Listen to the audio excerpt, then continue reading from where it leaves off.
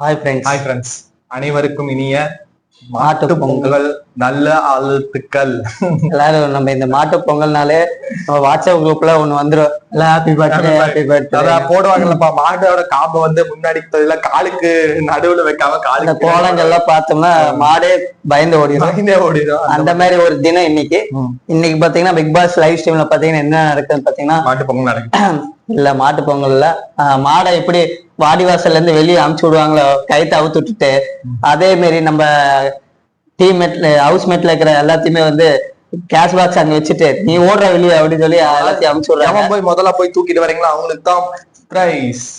அதாங்க அந்த மாதிரிதான். என்னன்னு பாத்தீங்கன்னா இன்னைக்கு வந்து கேஷ் பாக்ஸ் வந்து 2 லட்சம் வைக்கிறாங்க. அதுல ரயானுக்கு வந்து 45 மீட்டர் வச்சிருக்காங்க. அதை வந்து 25 செகண்ட்ல வந்து உள்ள எடுத்துட்டு வரணும். அதாவது நேத்தே நம்ம பார்த்தோம், முத்துக்குமாருக்கு வந்து உயிர் பயத்தை காமிச்சிட்டாங்க. பரமா உயிர் பயத்தை காமிச்சிட்ட பரமா. அந்த மாதிரி ஒரு 2 செகண்ட் தான், இல்லைன்னா முத்துக்குமாரே அடிச்சு வெளியே அழிச்சு விட்டுருப்பாங்க. டைட்டில் வின்னர் வந்து வேற மாதிரி அமைஞ்சிருக்கும். தப்பிச்சிட்டா அப்படி 2 செகண்ட் உள்ள வந்துட்டு அப்படி முன்னாடியே. அதுதாங்க இன்னைக்கு பாத்தீங்கன்னா அந்த ரயன் போய் எடுக்க போறா. அப்படி மேக்சிமம் அந்த பிராக்ஷன் ஆஃப் செகண்ட், அந்த 1 செகண்டுக்குள்ளதான் தோனி அந்த லாஸ்ட் மேட்ச்ல வந்து அப்படியே போய் வைக்கிறதுக்கப்ப கரெக்டா அந்த ஒரு 2 செகண்ட் என்னமோ, அந்த செகண்ட் கூட இல்ல, அந்த 1 செகண்ட்குள்ள அந்த இது ஒரு பிராக்ஷன் ஆஃப் ஓடும்ல, அந்த மாதிரி ரயன் வந்து கரெக்டா உள்ள வந்துரும். அப்படி அதான் அந்த டோர் க்ளோஸ் பண்றப்ப கரெக்டா உள்ள வந்துரும். அப்படி அவர் எப்படியோ 2 லட்சம் எடுத்துட்டு உள்ள வந்துடுறாரு. அதுக்கப்புறம் மாதிரி இது ஒரு கேமுங்க. அதுக்கப்புறம் பாத்தீங்கன்னா கேஷ் பாக்ஸ் வந்து வைக்கிற மாதிரி இல்ல.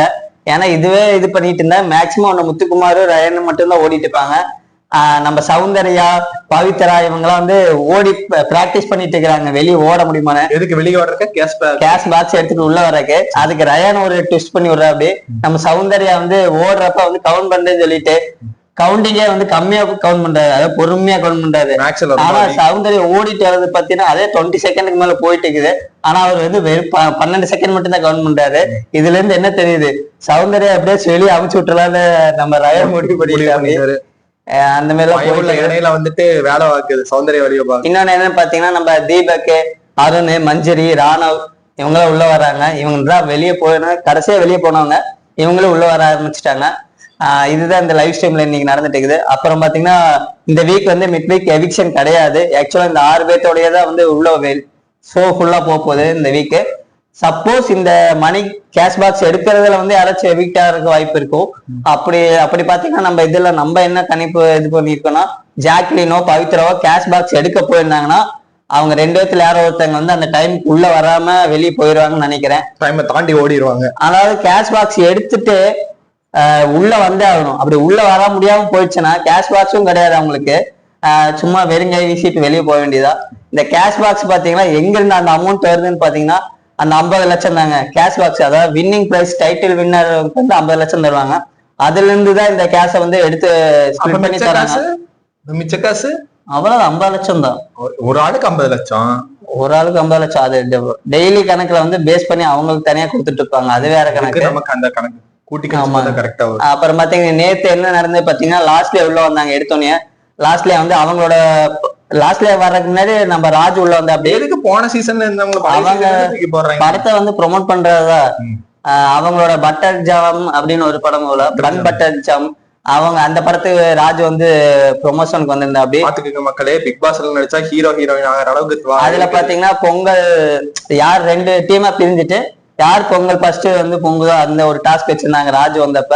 அது இது பண்ண அப்படியே நம்ம ராஜு வந்து அந்த சீசன்ல இருக்கிறப்பயே அவர் சீசன்லயே வந்து ஒண்ணுமே பேச மாட்டா. அப்படி எப்படியோ வின் பண்ணி கப்ப கொடுத்துட்டாங்க. எப்படிதான் அவருக்கு கொடுத்தாங்க தெரியல, அவரே திரும்ப உள்ள வந்திருக்கு. அப்படி விஜய் டிவில எதனாலதான் கொடுத்துருக்காங்க. ஆமா. அதுக்கப்புறம் பாத்தீங்கன்னா லாஸ்ட்ல உள்ள வர்றாங்க. லாஸ்ட்ல வந்தோடனே லாஸ்ட்ல வந்து அடையாளம் தெரியாத மாதிரி ஆயிட்டாங்க. ஆக்சுவலா லாஸ்ட்ல வந்து அப்பங்க கியூட்டா இருந்தாங்க. இப்ப பாக்குறதுக்கே ஒரு ரோஸ் மிட்டாய், ரோஸ் குச்சி மிட்டாய் மாதிரி இருந்தவங்க இன்னைக்கு வந்து பஞ்சு மிட்டாய் அளவுக்கு பெருத்து போய் கிடக்குறாங்க. அது எதனால ரொம்ப பாடி வந்து கம்மி தான் இருக்காங்க, ரொம்ப இதாகல. அதுக்கப்புறம் பாத்தீங்கன்னா லாஸ்ட்ல வந்துட்டு அவங்க ஒரு பட ப்ரொமோஷனுக்கு வந்தாங்க. அந்த படத்துல பாத்தீங்கன்னா ரயான் நடிச்சிருக்காங்க. அதனாலதான் இந்த டைம் வந்திருக்காங்க. அது அந்த படம் பேர் பாத்தீங்கன்னா மிஸ்டர் ஹவுஸ் கிளீன் நினைக்கிறேன். House clean. அந்த அந்த அந்த படத்துக்கு வந்திருக்காங்க. அதுக்கப்புறம் அவங்க இந்த படத்துக்கெல்லாம் ப்ரொமோஷன் முடிஞ்சிட்டு இவங்களாம் வெளியே போன பிறகு பாத்தீங்கன்னா அதுக்கப்புறம் தான் அனௌன்ஸ்மெண்ட் கொடுக்குறாங்க, இந்த மாதிரி கேஷ் பாக்ஸ் மணி பாக்ஸ் வந்து உள்ள வைக்கிறோம். ஆனா ஃபர்ஸ்ட் டைம் இது வந்து பிக் பாஸ் ஹிஸ்டரியிலே ஃபர்ஸ்ட் டைம் வைக்கிறோம், எல்லா சீசன் எல்லா லாங்குவேஜ்லயும் சேர்த்து இதுதான் ஃபர்ஸ்ட் டைம் வைக்கிறோம், இது வந்து ஒரு ஹிஸ்டரியா மாறலாம். அதாவது இந்த கேஷ் பாக்ஸ் எடுத்துட்டு உள்ள வந்தீங்கன்னா அந்த கேஷ் வந்து உங்களுக்கு இந்திய அரசியலமைப்பு சட்டத்திலே இந்த நாள் வந்து குறிக்கப்படலாம், அந்த அளவுக்கு வரப்போகுதுங்க. ஏன்னா நம்மளுக்கு தெரியும் ஒரு கிரிக்கெட்ல பாத்தீங்கன்னா அந்த ஒரு பிளேயர், அதாவது பேட்டர் வந்து உள்ள வந்துட்டு அவுட் ஆகியோ ஒரு அம்பையர் வந்து ஒரு டிசிஷன் தரக்கு முன்னாடி அந்த பவுண்டரி தாண்டி வெளியே போயிட்டா எப்படி உள்ள வர முடியாதோ, அதே மாதிரிதான் பிக் பாஸ்லயும் பாத்தீங்கன்னா அந்த கேட்டை தாண்டி வெளியே போயிட்டா ஒரு பிளேயரா உள்ள வர முடியாது. அந்த மாதிரி ஒரு இதுதான் இருந்தது. இந்த டைம் வந்து மாத்திட்டாங்க, அதாவது அந்த கேட்டை தாண்டி போய் வெளி உலகத்துக்கு போயிட்டு கேஷ் எடுத்துட்டு திரும்ப உள்ள வராங்க. அதாவது ஒரு 100 நாள் வந்து உள்ளே இருக்கிறாங்க.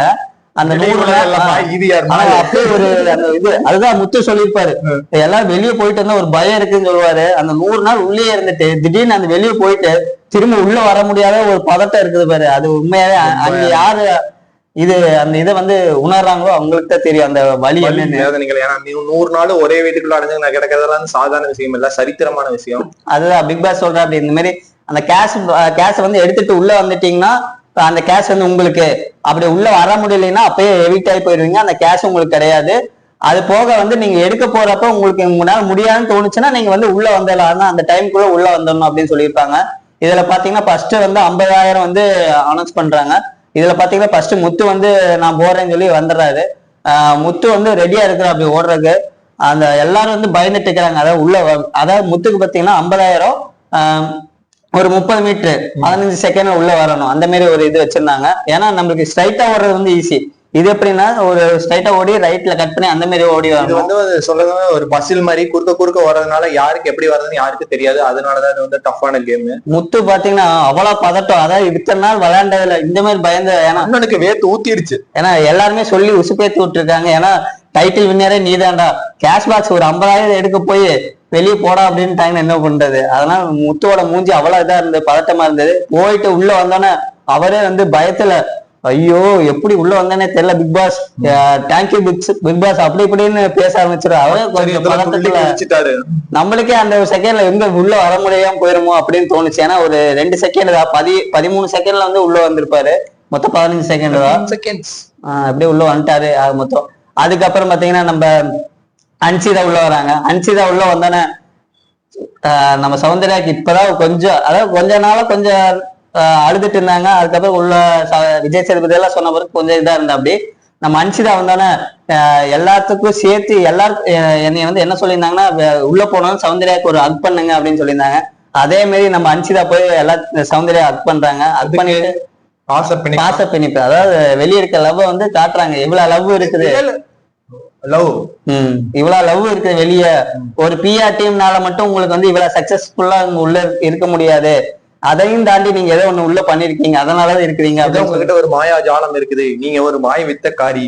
அதுக்கப்புறம் வந்து அடுத்து வந்து யாரை அட்டாக் பண்ற அப்படின்னா முத்து நீ வந்து உள்ள நல்லாதான் விளையாடுற, என்ன சௌந்தர்யா பிஆர் டீம் வெளியே இருக்குன்னா உனக்கு வந்து உள்ள இருக்குது, அது யாருன்னு பாத்தீங்கன்னா ரவீந்திரன் அப்படியே போட்டு உடச்சிடறா அப்படி.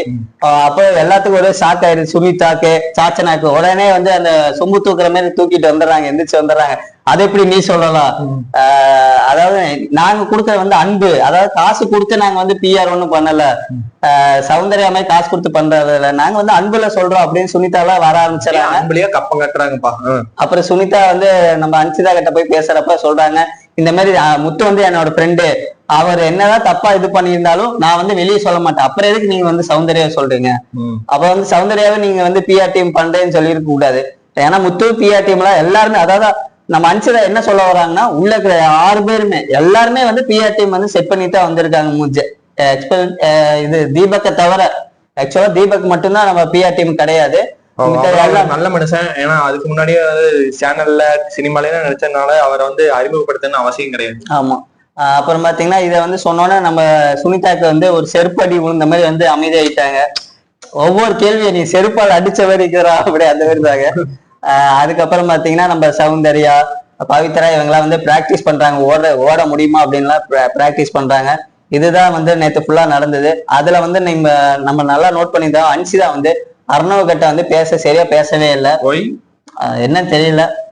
அவங்க சொல்றப்பயே சொல்லுவாங்க, நான் வந்து வன்மத்தை கக்க வரல அப்படின்னு சொல்லியிருப்பாங்க. அப்புறம் நம்ம சாச்சனாக்கு ஒரு அட்வைஸ் கண்டுபிடிச்சா புது புது வார்த்தைகளா வன்மத்தை. சாச்சனாக்கு ஒரு அட்வைஸ் பண்ணிருப்பாங்க. என்னன்னு பாத்தீங்கன்னா, நீ வந்து ஏதோ கேம் விளையாடுறதுக்கு வந்த ஓகே, ஆனா நீ பேசுற விதத்துல வந்து அந்த வேர்டு வந்து கரெக்டா யூஸ் பண்ணணும் அப்படின்னு சொன்னோன்னா நம்ம சாச்சனை திரும்ப ஆரம்பிச்சிருவாங்க, அழுக ஆரம்பிச்சிருவாங்க.